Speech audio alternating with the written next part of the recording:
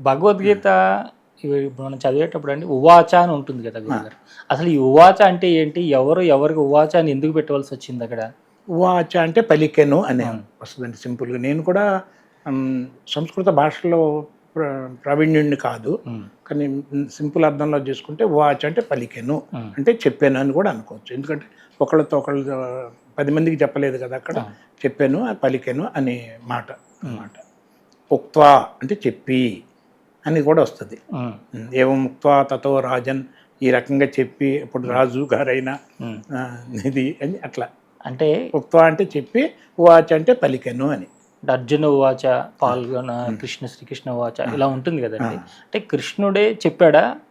అయితే అర్జునుడే విన్నాడా?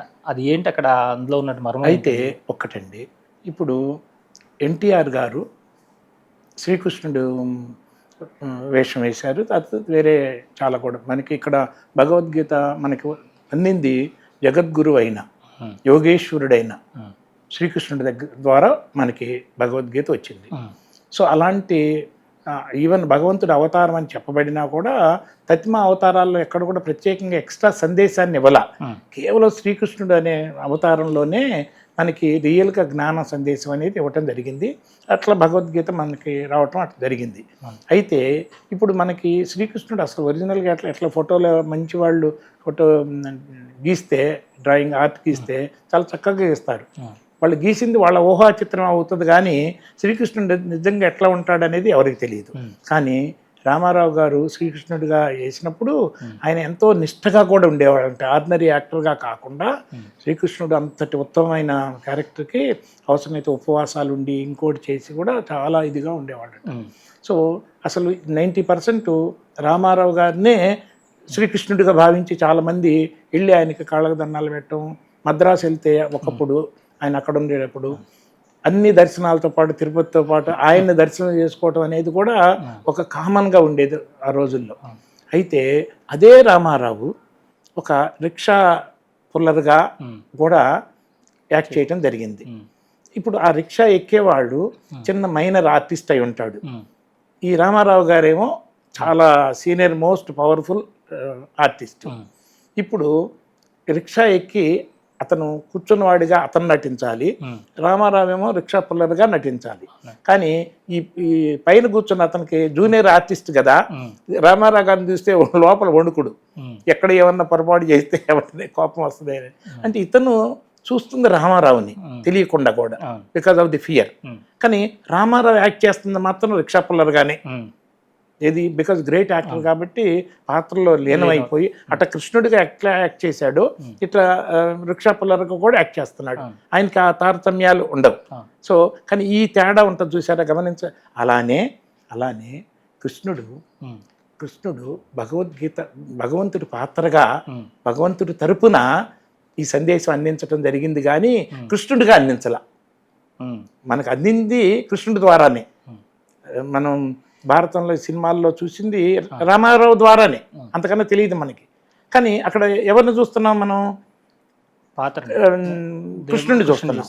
అలానే ఇక్కడ ఇంకా సున్నితమైంది. ఇక్కడ రామారావుకి కృష్ణుడికి తేడా కొంచెం కనిపెట్టవచ్చు మనం, కానీ ఇక్కడ భగవంతుడికి కృష్ణుడికి మధ్య తేడాన్ని కనిపెట్టడం చాలా కష్టం. అందుకనే ఆయన అంత గొప్పవాడైనా కూడా ముందు కృష్ణుడు ఈ జ్ఞానాన్ని అందించేటప్పుడు తనను తాను జీరో చేసుకున్నాడు. నిర్మమో నిరహంకార అంటారు. ఇక్కడ నిరహంకారం అనేది మెయిన్ పాయింట్.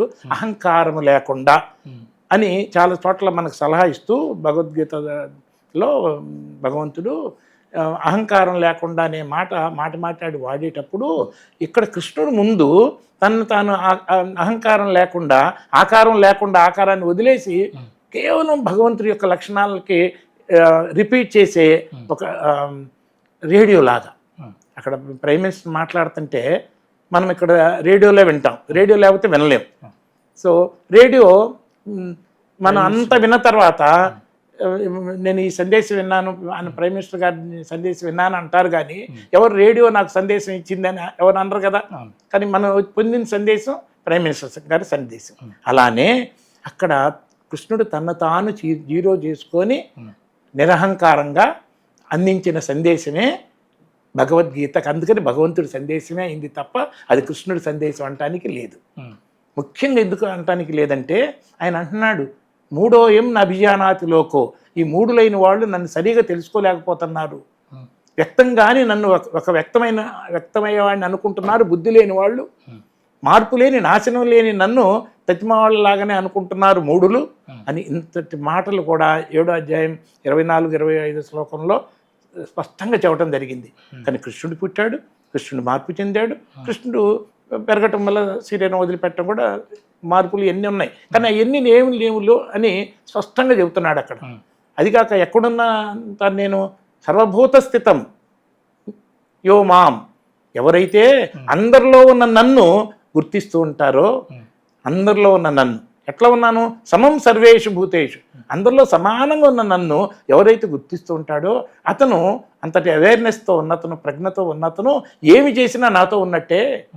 ఎందుకంటే ఈ చిన్న బల్బు వెలుగుతున్నా అదే కరెంటు, అదే వోల్టేజ్, పెద్ద బల్బు వెలుగుతున్నా అదే కరెంటు, అదే వోల్టేజ్, ఫ్యాను తిరుగుతున్నా అదే కరెంటు, అదే వోల్టేజ్. కానీ ఆ కరెంటుకి ఈ తక్కువ అనేది ఎక్కువ అనేది లేదు, వెలిగే లక్షణము లేదు, తిరిగే లక్షణము లేదు. సో ఇవన్నీ ఎక్కడి నుంచి వచ్చినాయి, ఇన్స్ట్రుమెంట్స్లో ఉన్నాయే కానీ అసలు కరెంట్లో లేదు. ఇక్కడ భగవంతుని ఎట్లా భావించాలంటే అన్ని వందల వేల లక్షల రకాల ఎలక్ట్రికల్ వస్తువులు పనిచేస్తుంటే, అన్ని వందల వేలు వాటి గుణాలతో పనిచేస్తుంటే, ఎక్కువ తక్కువగా పనిచేస్తుంటే, అన్నిటికీ ఆధారంగా అన్నిటికీ శక్తిని అందించే సమంగా అన్నిటికీ ఆధారంగా ఉన్న కరెంట్ ఎలానో అందరికి ఆధారంగా ఉన్నాను నేను, సమంగా ఉన్నాను అందరిలో నేను. ఎవరు ఎంతగా పట్టుకుంటే వాళ్ళకి అంతగా నేను. ఇప్పుడు ఒక బల్బు ఉందనుకోండి, 0 వాట్ బల్బులో రెసిస్టెన్స్ ఎక్కువ ఉంటుంది. రెసిస్టెన్స్ అంటే దక్కించుకోండి, వ్యతిరేక భావన. అంటే మనం ఏమనొచ్చు అంటే ఆధ్యాత్మిక అహంకారం అనొచ్చు. నేను గొప్ప అని అన్నారనుకోండి, అది అహంకారం. అది ఎలక్ట్రికల్ బల్బు రెసిస్టెన్స్ వ్యతిరేక భావన అనొచ్చు. అది అహంకారం ఎంత ఎక్కువ ఉంటే ఆ బల్బు అంత తక్కువగా వెలుగుతుంది. అహంకారం ఎంత తక్కువగా ఉంటే, అంటే బల్బుల రెసిస్టెన్స్ ఎంత తక్కువగా ఉంటే ఆ కరెంట్ని తీసుకోవడానికి అంత ఎక్కువగా తీసుకుంటుంది, కాబట్టి అంత ఎక్కువగా వెలుగుతుంది. సో ఎంత అహంకారం తక్కువగా ఉంటే అంత ఎక్కువ ఆనందంగా ఉంటాడు. ఎందుకంటే భగవంతుడు ఆనంద స్వరూపుడు కదా, పరిమితి లేని స్వరూపుడు కదా. నాకు పరిమితి లేదు, నాకు మార్పు లేదు, నేను నాశనం అయ్యేవాడిని కాదు అనే ఆ పరమానందాన్ని ఎప్పుడు అనుభవిస్తూ ఉంటాడంటే, ఈ శరీరం నేను అనే దానిలో ఎంత తక్కువగా ఇరుక్కుపోతే అంత ఎక్కువగా అసలు తన మూలమైన ఆనందాన్ని అనుభవిస్తుంటాడు. కృష్ణుడు అంతటి ఆనందమైన మూర్తిగానే తాను గురించి తను జీరో చేసుకొని అసలు ఆ భగవంతుడి లక్షణం అన్నిటికీ ఆధారంగా ఉండి ఏం చేస్తున్నారు అనే దాన్ని స్పష్టంగా ఎక్స్ప్లెయిన్ చేశారు. కానీ కృష్ణుడు తన గురించి తాను భగవద్గీతలో ఎక్కడ చెప్పలేదు.